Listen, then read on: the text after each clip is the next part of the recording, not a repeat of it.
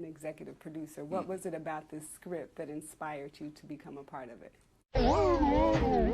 I just thought it was hilarious. I thought it was really funny. I thought the dark comedy worked great. I really wanted to work with Brendan. He's a great actor. And I was really excited about working in a country that I didn't know much about and wasn't aware of, and it was something that kind of worked for the character so much. I thought, this is great. I'm going to go over there and be a complete fish out of water, and my character is a complete fish out of water. So, you know, It'll just really work, yeah. So this is your second time where you're an executive producer and an actor. And the first time you did it was Crash. And Crash is one of my favorite films. It's a thought-provoking film, and this is a dark comedy. So in comedy, there's a lot of truth. So what truth do you want the audience to walk away with in this film?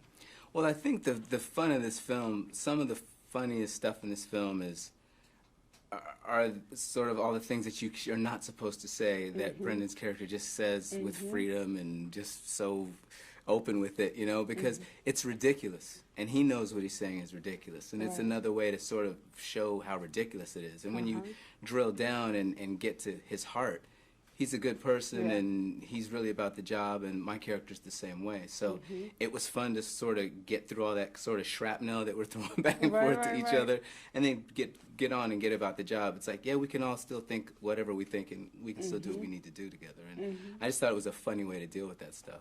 Yes, and the funny way to deal with stuff, I thought the interesting part was that you play a non-stereotypical African American. Yeah. So how did you go about portraying that part? You were actually definitely out of water. Like, you Completely. were the country boy and the non-stereotypical African American. Yeah. So how did you go about portraying that? We don't really see that character that often. You ain't got that questions, man. I've been doing interviews more than you. Answer me. I want to talk to you about my because I'm This is the thing is you guys don't understand. You guys don't understand. You guys don't understand that I don't understand. what? What I'm saying is we're making t-shirts with cheese. So Yeah. Well, to me, it was something it's attributable to John's script. I mean, I just did what was on the page. You know, there was not a lot of anything I had to bring to it other than fleshing out this person that he wrote and creating my own backstory and my own history, you know, like I do as an actor. That's my homework.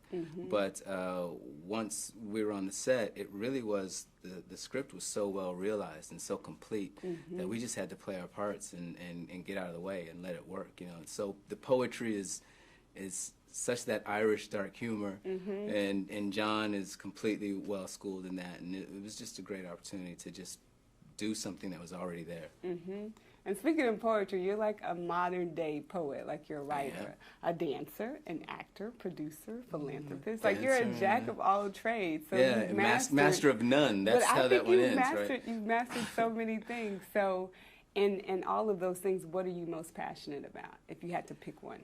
Let's talk about huge tits. Oh, thank you very much. It's on my chest. Good God. Jesus, dude. I mean, that is one of the biggest tits I've seen in a very, very long time. And, you know, just in terms of... I've got the biggest titties on the planet. I want to touch your melons because... And I'm No. Why not? Stupid. I'm not going to let you get the chance. Main review. Water. What happens? Water bottle design. That's amazing. I invented water. Shush.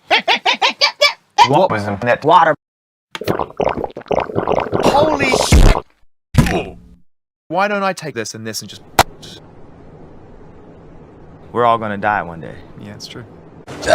What are some of the other things, you know, about, you know, family? When I was in 4th grade, I was drawing my mama when my mama couldn't afford water bottles. Bravo, dude. I mean, that is... No, you guys don't understand. Well, I guess all of those things just reveal some version of being a storyteller.